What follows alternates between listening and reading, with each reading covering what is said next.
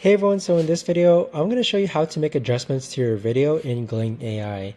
So this is going to be particularly useful for individuals who are looking to sign up with Gling AI but are still on the fence. Either way, I can speak from experience, and Gling AI has definitely made me edit videos quicker now.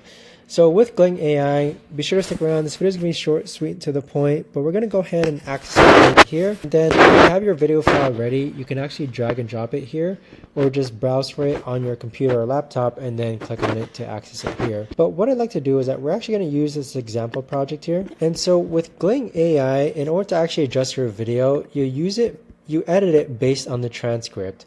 So anytime that I would actually see a pause within the sound wave, I knew to actually eliminate that.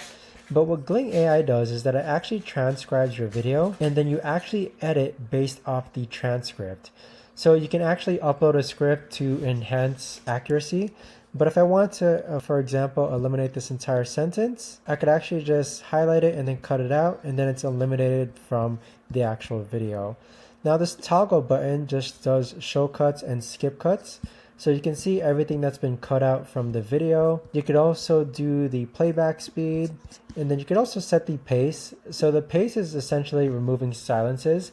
So based on this meter here, if the silence is 1.3 seconds or more, it's going to remove it. But if you move it to the left, it's going to keep all the pauses. But if the pauses are 0.5 seconds or more, it's going to remove all the pauses that are 0.5 seconds or more. So with Gling AI, you edit based on the transcript, and I personally use it to just clean up videos. So you adjust your video by just simply cleaning up your video really fast.